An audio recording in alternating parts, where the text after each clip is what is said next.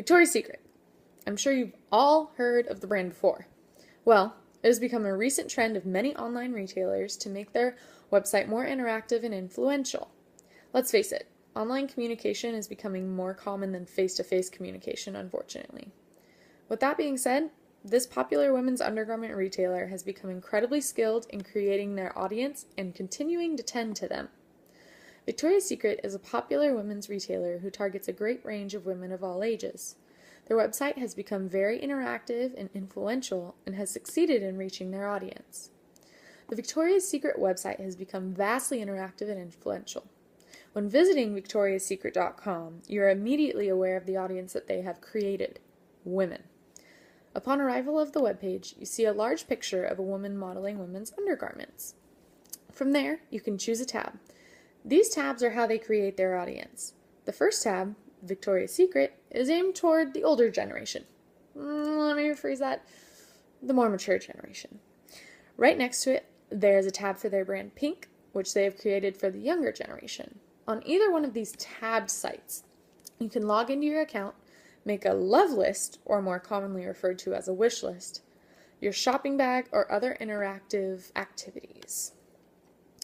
Victoria's Secret mainly calls for angels. They refer to their guests as angels, which I do not necessarily agree with, because you shouldn't have to dress in very revealing and expensive lingerie to be considered an angel. Victoria's Secret generally appeals to the same kind of audience all the way around. Our textbook, The Rhetorical Act by Carlin Campbell, defines an empirical audience as all those exposed to the rhetorical act, whether it be a face-to-face encounter or through the print, electronic, or new media. I would say that Victoria's Secret's empirical audience is just that. Anyone who is exposed to their website, online ads, television commercials, or general popularity is their empirical audience. Their target audience, or the people with certain characteristics that they shape and plan their rhetorical act to reach, would be teenagers to women ranging from ages 12 to 60. Oftentimes I encounter Victoria's Secret advertisements while a feminine television show is on, or I am reading a feminine magazine. The agents of change are considered to be the members of your audience that have the power to act.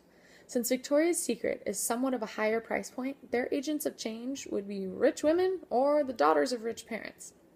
I'm not stereotyping or judging anyone, because I shop there as well, but it oftentimes seems to me that Victoria's Secret is incredibly overpriced. For example, around Christmas time, they always come out with a special edition bra that has once been priced at $200,000.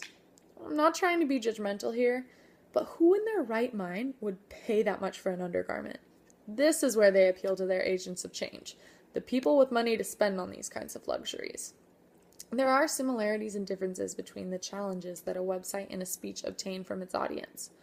For example, since both a speech and a website are directed at particular audiences, they are subject to the same criticism, right? Not necessarily. I feel that a speech is subject to more criticism from its audience than a website. A website has a selective audience. The company has to attract their audience. As for speeches, most times the audience is captive. They have the ability to comment freely and challenge the company right then and there. This would be viewed by others as well. The website does not allow for the audience to comment freely, and other audience members cannot see what each other are saying. Speeches and websites are both subject to different attitudes.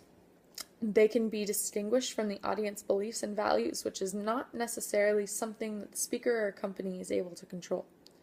Overall, speeches and websites have very distinct relations to their audiences. Some challenges apply to one more than the other, but they both have the ability to communicate a certain message. In conclusion, the Victoria's Secret website has become incredibly interactive and influential in their quest to attract an audience. Do I agree with some of the things that they do? No. But I will say that they have learned to acquire a good strategy in attracting and keeping their audience. Thank you.